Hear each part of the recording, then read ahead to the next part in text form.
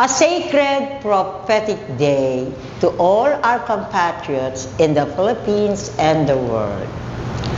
Today, December 15, 2023, is the birth anniversary of Emilio Jacinto, considered the brain of the Katipunan.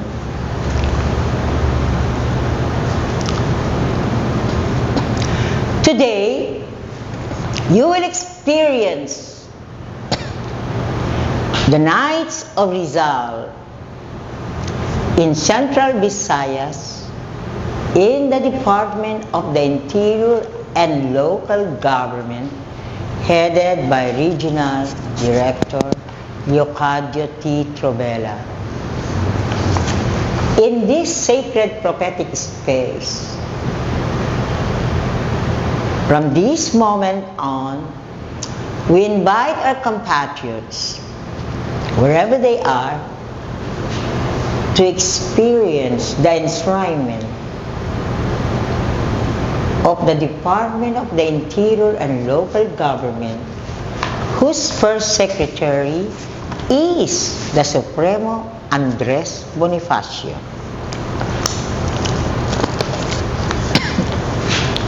This special event, special ceremony this afternoon fulfills the dream of Dr. Zerizal as a global national hero. It has been his dream that mi ultimo adios, or his last covenant with God, country, and compatriots will be experienced, will reverberate in every nook and corner of the Philippine Islands. And above all, it is the dream of Dr. Zerizal that as every citizen, leader, and community will realize his last covenant, the legacy of Dr. Zerizal, because it is by owning, by realizing what every word has been written. Dr. Zerizal wrote this untitled covenant, Last Farewell. They call it a poem, but in my research, it's a covenant with God, country, and compatriots.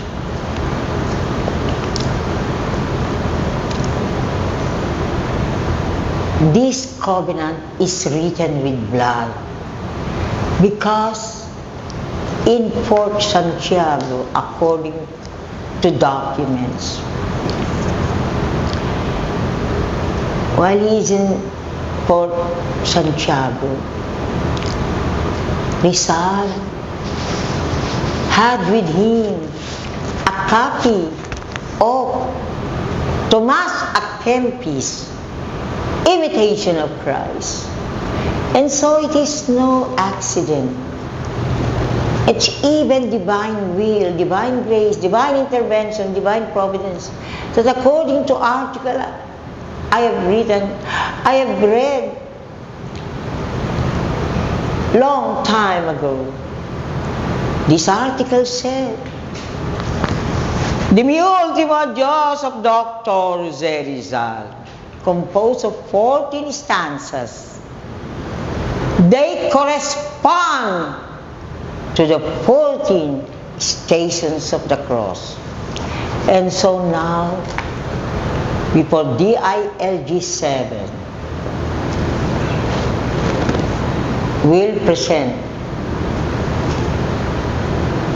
their contemplative reading of Mi Ultimo Adios.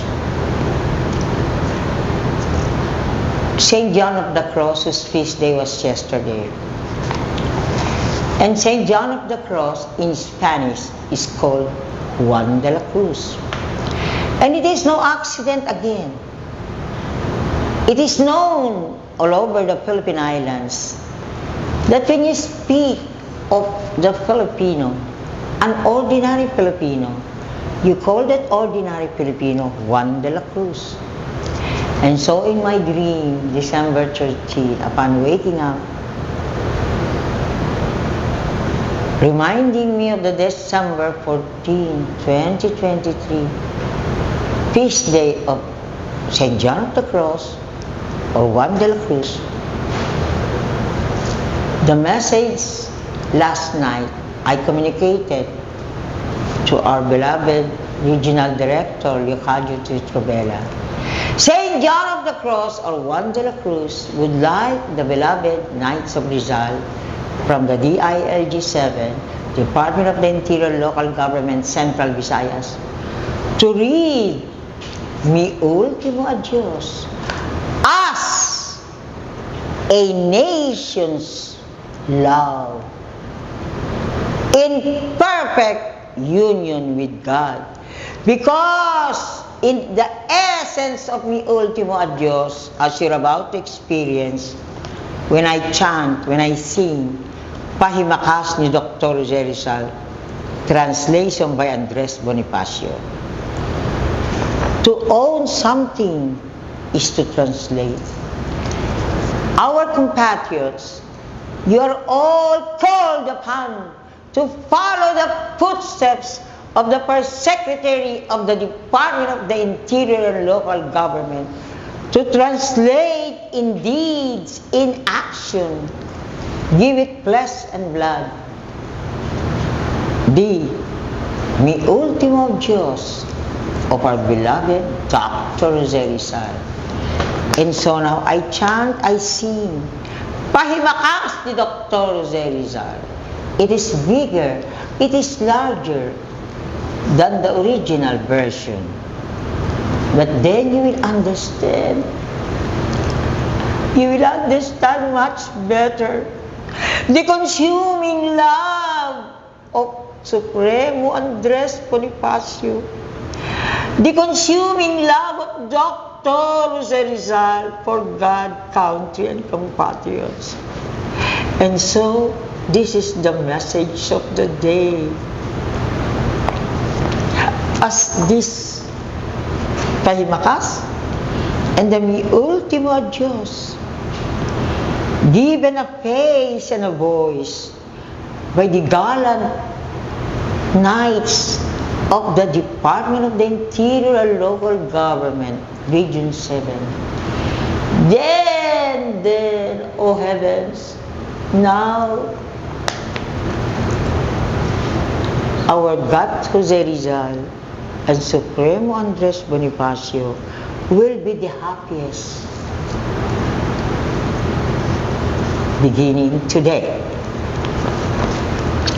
So I pay tribute to these gallant Knights of the International Order of the Knights of Rizal, because they have accepted the challenge. In particular, I would like to pay tribute to Regional Director Leocadio Titrobela, because I know that from the central office, as head of the National Barangay Operations Office, he is the partner of the UNICEF Children and Youth. So it is no accident again, it is divine providence, divine intervention, that Rizal implanted in our Regional Director Leocadio Titrobela the desire. He initiated the so-called Bataris.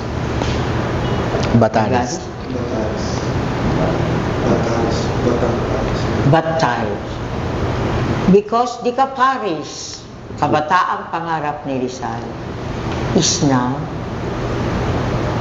Batang Kaparis. Kaparis.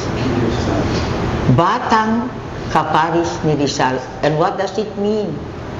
These youth are already modeling the sacred ideas of Dr. Jose Rizal from the youth. And so, all our compatriots, as I pay this tribute, I call upon the Department of Education to own the modules of the Bataris. Bataris. Now, Batang Kaparis ni Rizal.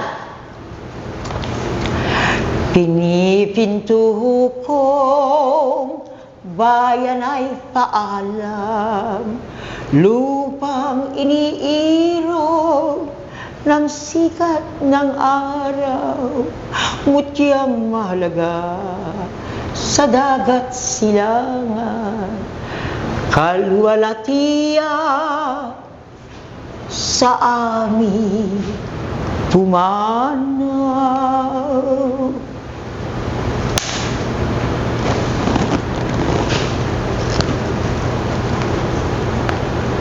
Masayang sayo'y aking idudulot ang lanta kong buhay na lubang malungkot, maging maringal man at labis alindog.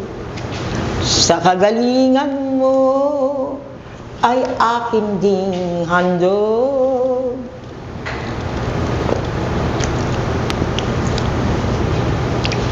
Sa pakikidigma at pamimiyapis, ang alay ng iba, ang buhay na kip-kip, walang agam-agam, maluwag sa dibdib, matamis sa puso at di ikahapis, saan man mautas ay di kailangan, sipres o laurel, liryong may patungan, pakikipaghamo at ang bibitayan, yaunay gayon din kung hiling ng bayan. Ako'y mamamatay ngayong namamalas, nasa silangan ay namamana, yaong maligayang araw na sisikat sa likod ng luksa, nagtabing na ulan.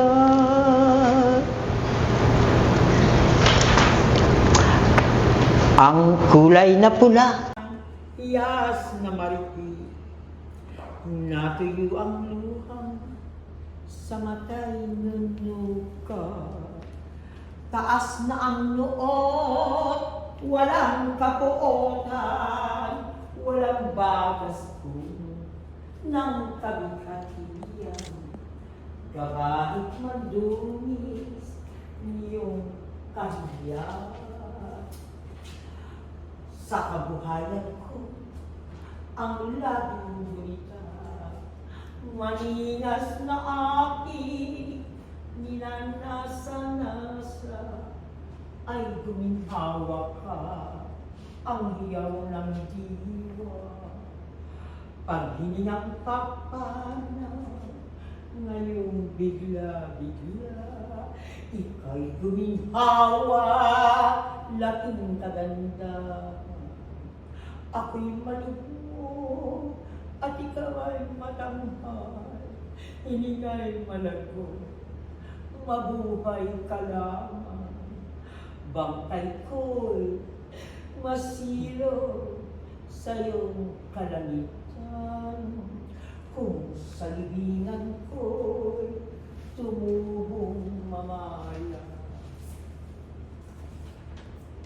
Sa malagong damo, may nging bulaklak, sa mga labi mangyaring ilaan, sa kaluluwa ko halik ay igawat, at sa aking noon naway iparamdam sa lamig ng lupa ng aking libingan, ang init ng iyong paghinang danisa. At sino ng iyong pag-ibig na tunay. Bayaang ang buwan sa aking ititi. Ang liwanag niyang lamlam at tahimik, liwayway bayaan sa aking iyapi. Magalaw na sina at hangin, habibis. Kung sakasakal bumabang umanto, sa krus ko'y dumako, kahit 1,000 doon ay bayan, humuning hinahon, at dalitin niya payapang panahon. Bayaan ang linas ng sikat ng araw, ulay pasinawin noong kainitan, magbalik sa langit ng buong dalisay. Kalapit ng aking pagdaing ngayaw, bayaang sinang sa katotong gilid, ang isang maagang sa buhay pagpiti. Kung tungkol sa akin ay may manalangin, ilalangin bayan, yung pagkandil.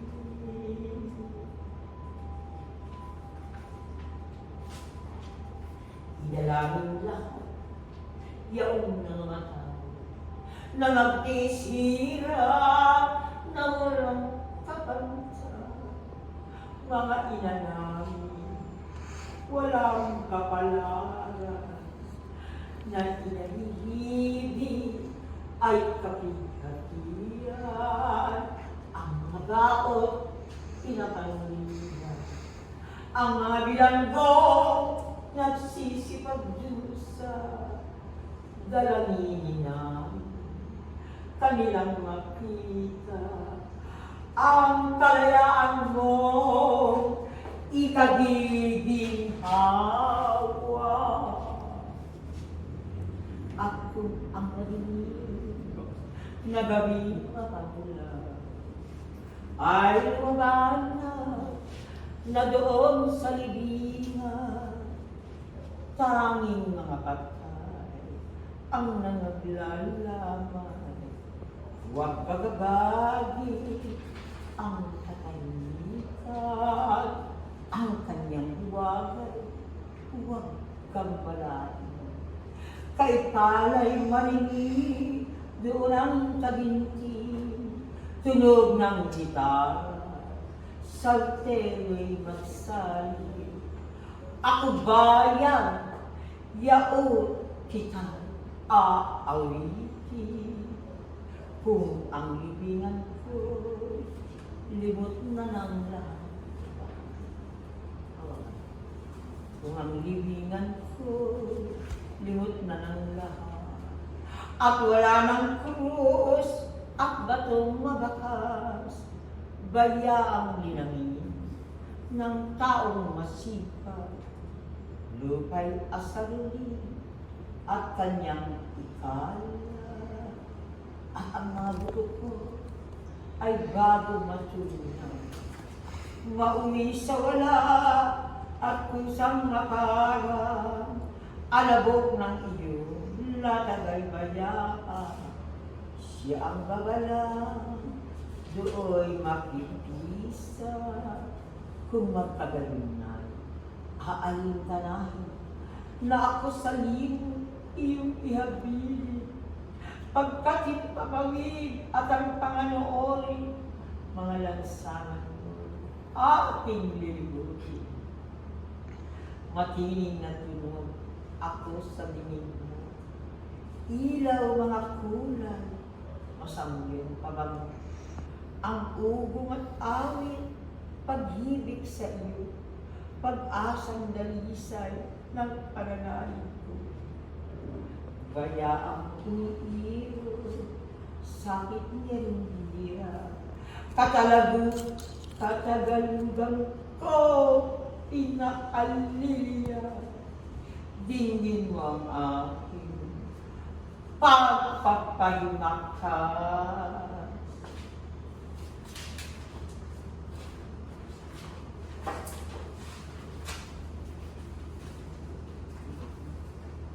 Di ay iiwan ko sa'yo ang lahat.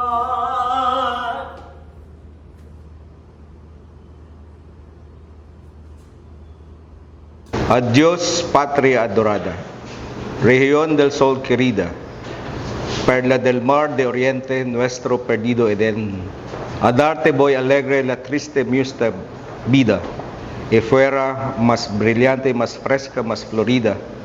También por ti la diera por tu bien. En campos de batalla, luchando non con delirio, otros te dan sus vida, sin dudas, sin pesar. El sitio nada importa. Cypress, laurel o lirio. Cadalso o campo abierto. Combate, cruel martirio.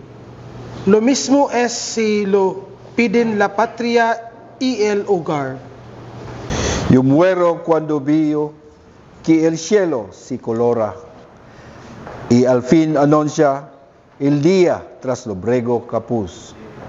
Si grana necesitas para tener tu aurora, vierte la sangre mía, derrámala en buen hora. Y dorila un reflejo de su naciente luz. Mis sueños, cuando apenas muchacho adolescente, mis sueños, cuando joven y lleno de vigor, fueran el fuerte y un día, joya del mar de oriente, secos los negros ojos, alta la tersa frente, sin ceño, sin arrugas, sin manchas de rubor. En sueño de mi vida, mi ardiente vivo angelo, salud te grita el alma que pronto va a partir. Salud, que es hermoso caer por darte vuelo, morir por darte vida, morir bajo tu cielo. Y en tu encantada tierra la eternidad dormir. Si sobre mi sepulcro vieres brotar un día, entre la espesa hierba, celia humel de flor, acércala a tus labios y besa al alma mía, y sienta yo en mi frente bajo la tumba fría. Dito ternura el soplo, dito aliento el calor. Deje a la luna verma con luz tranquila y suave. Deja que el alba envíe su resplandor fuga. Deja gemir al viento con su murmullo grave. Y se desciende y posa sobre mi cruz un ave. Deja que el ave entone su cantigo de paz. Deja que el sol, ardiendo las alubias evapore, y al cielo tornen puras, con mi clamor en pos. Deja que un solo amigo mi fin temprano elore, y en las serenas tardes, cuando por mí alguien ore. Ora también, oh patria, por mi descanso, adiós. Ora por todos cuantos murieron sin ventura, por cuantos padecieron tormentos sin igual, por nuestras pobres madres que gimen su amargura, por huérfanos y viudas, por presos en tortura, y ora por ti que veas tu redención final. Y cuando en noche oscura sí, envuelva el cementerio, y solo muertos queden velando allí, no torbes su reposo, no torbes el misterio. Tu atmósfera, tu espacio, tus vales cruzare, vibrante y limpia, nota serie para tu oído, aroma, luz, colores, rumor, canto, gemido, constante repitiendo la esencia de mi fe. Mi patria idolatrada, dolor de mis dolores, querida Filipinas, oye el postrer adiós. Aje te dejo todo, mis padres, mis amores. Voy donde no hay esclavos, verdugos ni opresores, donde la fe no mata, donde el que. Tal vez acordes, oigas de citara o salterio. Soy querida patria, yo que te canto a ti. Hoy cuando ya mi tumba de todos olvidada, no tenga cruz de piedra que marquen su lugar. Deja que la are el hombre, la esparza con la asada. Hoy mis cenizas antes que vuelvan a la nada. El polvo dito alfombra que vayan na a formar. Entonces nada importa me pongas en olvido. Reina es Dios, adiós padres y hermanos, trozos del alma mía, amigos de la infancia en el perdido. Dar gracias que descano del fatigo día. Adiós dulce extranjera, mi amiga, mi alegría. Adiós queridos seres, morir, descansar. We reach the last portion of our special event this afternoon at the Department of Interior and Local Government Central Visayas, Region 7, headed by Regional Director Ricardo T. Provera.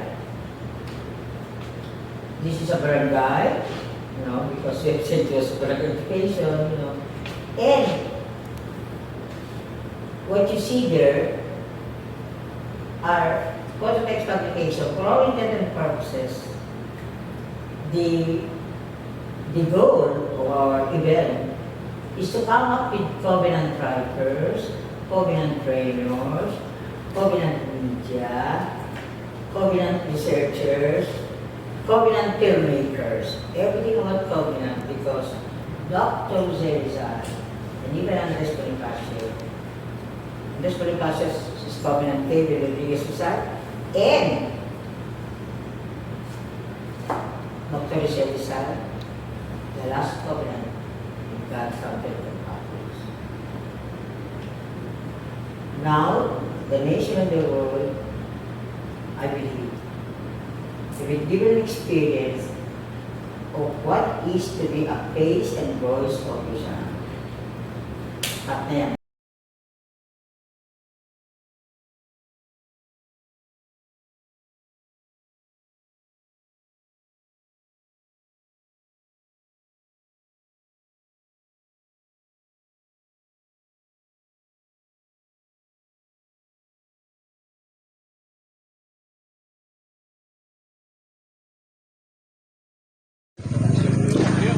International Order of the Knights of Rizal, as they make the pilgrimage steps, reenacting the last farewell steps of our beloved national global hero, Dr. Jose Rizal.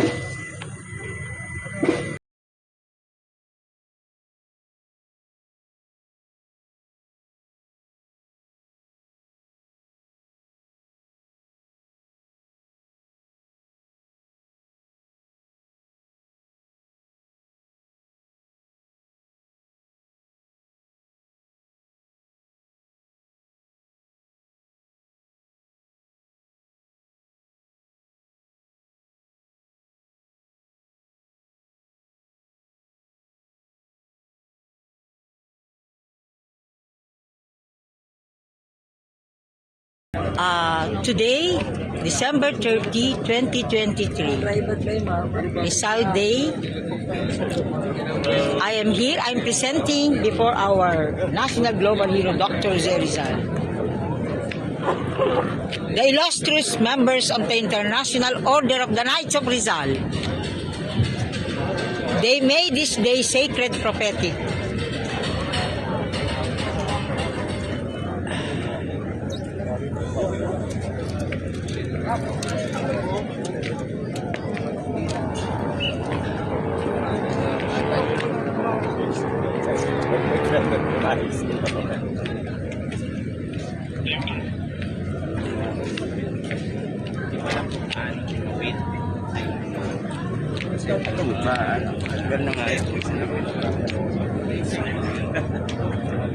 Oh, dear Dr. Jose Rizal, today, may your desire for the Philippines to be the pilgrimage covenant country for the world be realized. May every text of the sacred prophetic covenant of His Excellency President Ferdinand Romualdez Marcos Jr. be realized today as we celebrate Rizal Day 2023. The one playing as Dr. Jose Rizal. I am impressed that